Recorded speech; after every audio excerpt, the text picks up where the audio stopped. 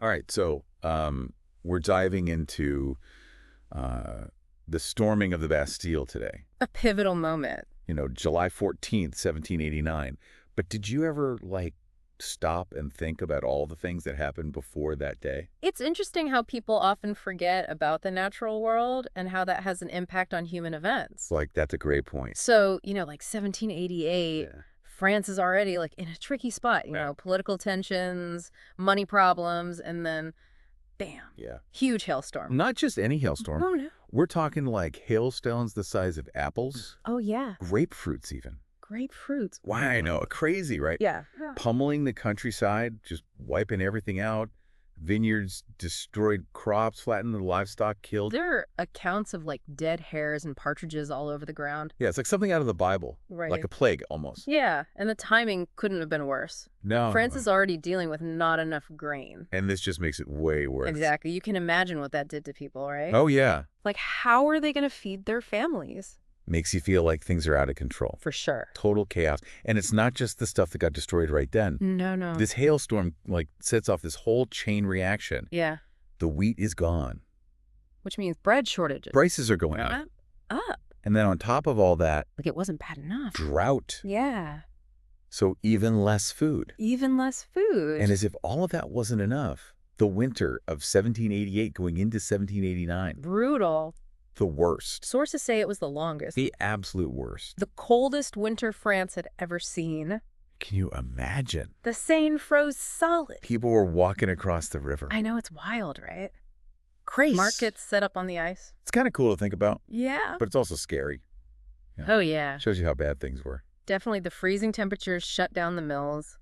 The snow made it so nothing could get in or out on the roads. So even less food. Even less, and prices just kept climbing. So people are struggling to survive. They're looking for someone to blame.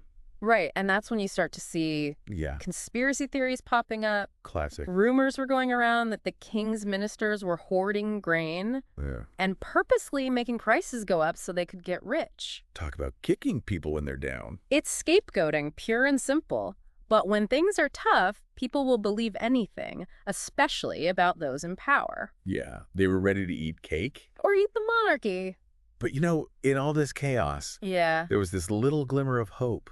Okay, so the Estates General. Tell me more about that. Okay, so this was a representative assembly, Okay. and it hadn't met in like over 170 years. Wow. So it was seen as like this last-ditch effort, Yeah. to try and fix everything. So they come together, this big gathering representing everybody, right? Right, representing the three estates of French society, Clergy. the clergy, the nobility. And the commoners. And the commoners, exactly. Sounds pretty straightforward. Well, there's a catch. Wow. The system wasn't fair. In what way? Each estate got one vote, no matter how many people were in it. So, The clergy and the nobility, tiny part of the population. tiny, but they could outvote the third estate. Which was basically everybody else. Exactly. So even though they were the ones suffering, They had no real power. that's messed up. It was, and they were not happy about it. I bet not. They wanted more representation. Makes sense. They were like, we are the French people. Our voices should matter. It's at this point that Abbe Sieyes comes in. Oh, yeah, with his pamphlet. What is the third estate? It was basically like a revolutionary anthem. So what did he say? Okay, so he said that the third estate was everything to the nation, Okay. but they'd been treated like nothing. And Oh. he was like, it's time for us to be something, Powerful stuff. It was a call to action. It was Yeah. a demand for a change. But before we get into all the drama going on with the Estates General, Yeah. there's this really interesting story about a wallpaper guy. Oh, yeah, Raval. What was his deal? So he was like a super successful entrepreneur. Okay. He was like the Elon Musk of his time. He was a big deal. He was sponsoring hot air balloon flights even. Wow. And he was known to be a pretty fair employer. Treating his workers well. Yeah, paying decent wages even when times were tough. But even good intentions can backfire when you're dealing with a situation like this. right. So there's this rumor going around that he's going to lower wages. Oh, no. And it just explodes into this huge riot. I bet he wished he'd never sponsored those hot air balloons then. His house and workshop were completely trashed. Wow. It just shows you how tense things were. Yeah, even a rich, successful guy who seemed to be doing the right thing. Could become a target? Because people were so angry and scared. Exactly. It was a tinderbox just waiting for a spark. And that spark was about to come from the Estates General. Right. In May 1789, they meet at Versailles. Okay, so picture this, the grand opening. It was like something out of a movie. So fancy. The nobles show up all decked out in their fancy clothes. Gold-trimmed cloaks. Yeah, and those big beaver hats. So stylish. But the Third Estate, Yeah. they were told to wear plain black coats. It's like they were being told to dress for their own funeral. Or maybe for a revolution. Maybe both. And in the middle of all this, we have Mirabeau. Mirabeau, the guy with the face that looked like a volcano. That's the one. Definitely not someone you want to mess with. He was a nobleman, Really? but he was like a rebel at heart. Okay. He was always fighting for the people. Good for him. He called his own class vampire sucking the blood of the French people. I bet he knew how to make an entrance. He definitely did. Well, But not- even though he could be pretty intense, Yeah. he actually had fairly moderate views. Like what? He wanted France to have a constitutional monarchy. Like England. Exactly. So not a total revolutionary then. Not at first, but the atmosphere at the Estates General, Yeah. it was electric. Everyone was on edge. The Third Estate, they'd had enough. They were ready to fight. And they were inspired by people like Mirabeau. So what did they do? Well, first they refused to verify their credentials separately. From the other estates. Right, it was symbolic. Like, we're not going to be treated like second-class citizens. Exactly, we deserve to be heard. And how did the king and the other estates react to this? Well, Sugar. it was a stalemate for weeks. Wow. The Estates General, it was less about politics and more about spectacle. Like a reality show. Kind of pamphlets everywhere. Political buttons were like the new fashion. It's like the 18th century version of going viral. Exactly. News from Versailles was spreading like wildfire through Paris. Okay, so everyone's on edge, the tension's building. And then there were rumors Oh, about troops moving towards Paris. that's not good. People were terrified. And then what happened? Well, Louis, he didn't really know what to do. Poor guy. He was trying to keep everyone happy. But that never works. It didn't. He just ended up making everyone mad. So what did he do? On June 20th, the Third Estate, they go to their meeting, Okay. and the doors are locked. What? Locked with guards outside. Talk about adding insult to injury. Oh, and it was pouring rain. No way. Soaked to the bone, locked out. They must have been furious. They were, but they had a choice to make. They backed down or Double down. and they doubled down. They were like, nope, we're not giving up. I love that. So they needed a new place to meet, Okay. and they end up at an indoor tennis court. Not exactly the grand setting you'd expect for a revolution. Right. But desperate times call for desperate measures. They're all huddled in this tennis court, wet, probably a little smelly, Probably. and they decide You remember that painting by David? the oath of the Harati That's the one. with the three brothers making that dramatic oath. Yeah. So dramatic. Well, they basically reenacted it. No way. Arms outstretched, swearing this oath To do what? to stay united until France had a new constitution. Life imitating art. It was They were basically saying, we have the power to change the laws. a power that had always belonged to the king. This was the tennis court oath. A turning point. How did King Louis react? He didn't really know what to do. Again, His advisors were all giving him different advice. like what? Some were like, crush the rebellion, send in the troops. Yeah, so- Others were like, no, be careful, you'll just make things worse. So what did he do? Well, he eventually decided to try and take control, Okay. but he messed it up. How? He basically humiliated the Third Estate, Ouch. made them wait outside in the rain while the clergy and the nobility got to go in first. A good look. And then when they finally got inside, Yeah. Necker, the finance minister who was really popular, Yeah. he was gone. Uh-oh. Like, he wasn't even there. That's a bad sign. It was a sign that the hardliners were winning. And then what? Louis, he gives this short speech, Okay. and he basically says the National Assembly isn't legitimate. Like, you can have a voice, but only if you agree with me. Exactly. And the Third Estate, they were not having it. Good for them. They stayed in the hall, Defiant. and then the Marquis de Drubres, How's that? he was like the master of ceremonies. Okay. He comes up to them all, polite but firm, tells them to leave. Oh, boy. And this is when Mirabeau delivers this epic line. Okay. I'm on the edge of my seat. He says, go tell those who sent you that we are here by the will of the people and we shall not leave except by force of bayonets. Mic drop. It was basically a declaration of war. They were done playing by the rules. And Louis, he backed down again. What a mess. He let them stay. And then Over the next few days, more and more people from the clergy and the nobility, they joined the National Assembly. they did. And on June 27th, Yeah. Louis finally gave in. He recognized the National Assembly. He did. So revolution complete. Not so fast. Oh. There was a moment of celebration, sure. Yeah. But the problems weren't solved. No. Remember all those rumors about troop movements? The ones that were like a horror movie? Well, they were true. No way. Louis had ordered troops to Paris. Why? Well, there are a few theories. Okay. Some people think he was genuinely scared of an uprising. Makes sense. Others think he was planning a counter coup. To get rid of the National Assembly. Exactly. And some people think he was just trying to scare them. It's hard to say for sure. But whatever he was thinking, it was a huge mistake. It was having all those troops around Paris just made things worse. People were terrified. They thought a massacre was coming. It was like a powder keg waiting to explode. Exactly. So you've got the National Assembly saying they're in charge, You've got a king who's losing his grip on power. and a city that's about to erupt. It was a perfect storm. And on July 14th, 1789, that storm breaks. But that's a story for next time. Stay tuned. Welcome back to our deep dive. When we left off, the National Assembly had just stood up to King Louis. Tensions were high in Paris, and royal troops were gathering around the city.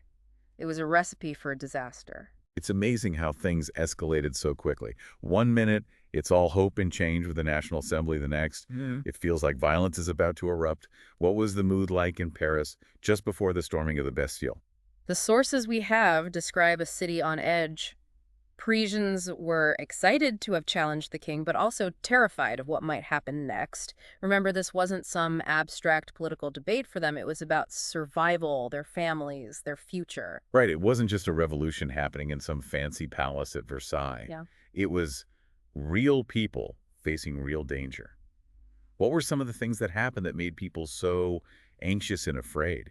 I mean, Louis didn't just wake up one day and decide to surround Paris with troops. And with a bunch of different things, each one making things worse. One of the biggest was when Louis fired Jacques Necker, the finance minister. People really liked him. They thought he was on their side. Oh, yeah. Necker, he was like a rock star, wasn't he? The guy who was Yeah. going to fix the economy and save everyone. He was definitely popular, so when Louis got rid of him, it felt like a betrayal, like he was siding with the people who wanted to crush the revolution no matter what.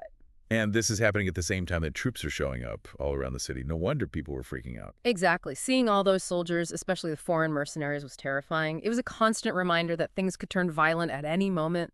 Paranoia and rumors were everywhere. People were sure that Louis was planning a massacre to teach those rebellious Parisians a lesson. So you have all this fear and anger building up in Paris. Was there any kind of organized resistance, or was it just general unrest?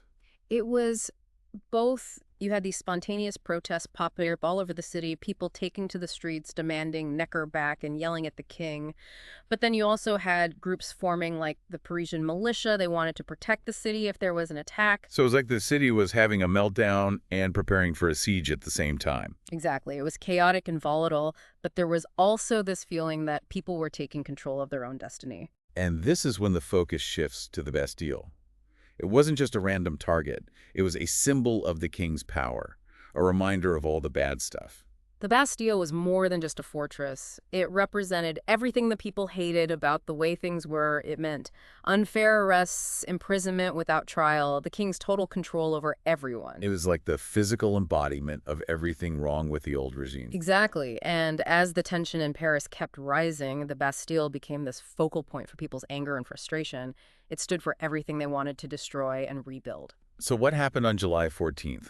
Was there one specific thing that triggered the storming of the Bastille, or was it just this explosion of anger? It was a combination of things, a chain reaction that led to that famous moment on July 12th. A huge crowd gathered at the Palais Royal. It was a popular meeting spot, and they were there to protest Necker's dismissal. And the troops, they listened to speeches, sang revolutionary songs, and even clashed with some royal troops. So the revolution was already simmering in the streets. It was, and it was about to boil over the next day, July 13th. The search for weapons started. People stormed the Hôtel des Invalides. It was a military hospital, and they took thousands of muskets. Wow, they were arming themselves for a fight. They knew a fight was coming, and they wanted to be ready. But they still needed gunpowder, right? Which is where the Bastille comes in. Right on the morning of July 14th, a group of Parisians went to the Bastille. They wanted the fortress to surrender, and they wanted the gunpowder that was stored there. The governor, Marquis de Launay, he wasn't sure what to do, but then he ordered his men to fire on the crowd. Talk about a bad decision that's like pouring gasoline on a fire. It was a huge mistake. The crowd was already furious, and this just sent them over the edge. They charged the Bastille, determined to take it by force. So you've got this massive crowd, armed with muskets, but no gunpowder, trying to take over a heavily fortified royal fortress. What were the chances they'd actually succeed? They were definitely the underdogs, but the revolutionaries had something stronger than weapons. They had this unwavering belief that they were fighting for what was right. It's amazing how powerful a sense of purpose can be, even when everything seems impossible. So tell us about the actual attack. How did they get past all those defenses? It was crazy and bloody, a mix of bravery, strategy, and luck. They used anything they could find, cobblestones, battering rams, even stolen cannons to attack the fortress. Must have been pure chaos. The battle went on for hours. People were dying on both sides, but the revolutionaries were so angry and determined they wouldn't give up.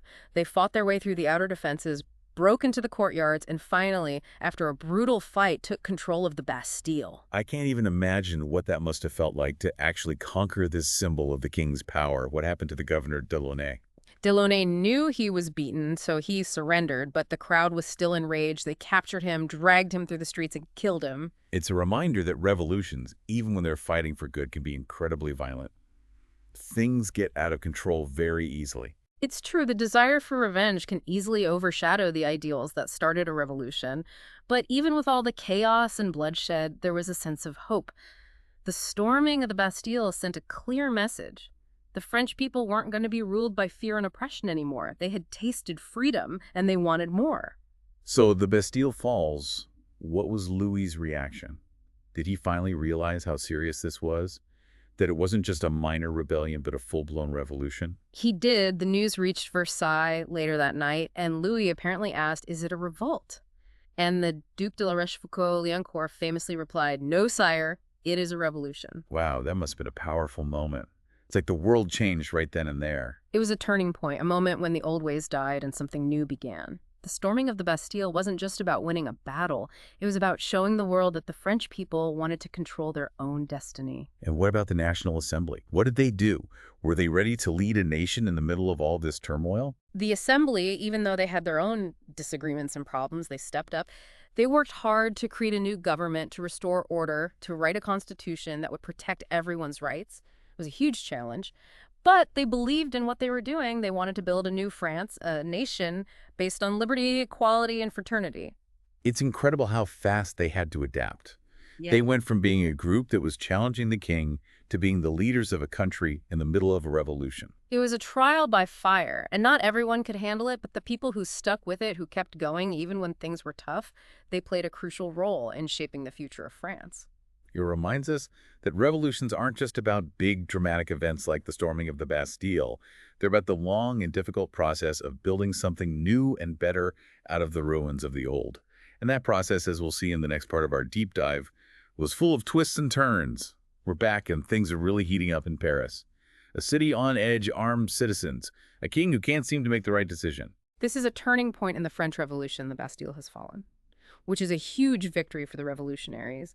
But it also leaves this gap, like, who's really in charge now?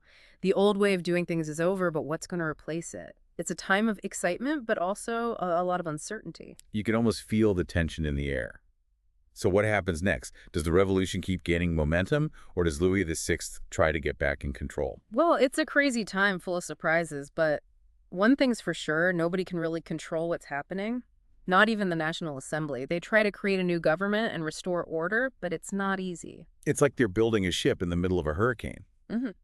What were some of the biggest problems they faced? I mean, it's not like there's a rule book for revolutions, is there? Nope, no rule book. Yeah. There were arguments within the assembly about how far the changes should go. Some people wanted a constitutional monarchy like England. Others wanted a republic, no king at all. So they were having this big debate about what kind of government they want, while also trying to actually run a country that's falling apart. Exactly. And then there's the whole money problem, the financial crisis that had been building for years. Well, it didn't just disappear when the Bastille fell. Yeah, because revolutions cost money, right? They do, and all the uncertainty made things even worse. Businesses shut down, trade stopped, people were too scared to invest.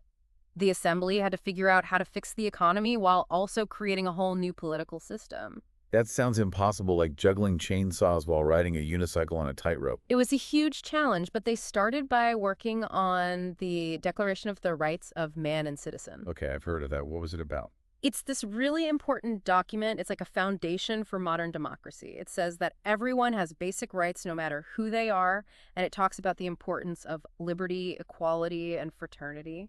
So even with all the chaos, they were trying to build a fairer and more just society. They were, and that's pretty amazing. But it wasn't going to be easy. France was still divided, and the revolution was going to keep changing in ways nobody could predict, and sometimes things would get violent. What about Louis XVI? What happened to him? Did he just disappear, or was he still involved in all this? Louis, even though he lost a lot of power, he was still a big part of everything that was going on. He was still the king, technically, even if people didn't really listen to him anymore. Right. He and his family, they basically became prisoners in Paris. They had to move from Versailles to the Tuileries Palace, right in the middle of the city. So he went from being the absolute ruler of France to being a prisoner of the revolution. That must have been a tough pill to swallow. It was, and Louis, he didn't really know how to handle it. He kept trying to get other countries to help him start a counter-revolution, and he wasn't really on board with all the changes the assembly was making.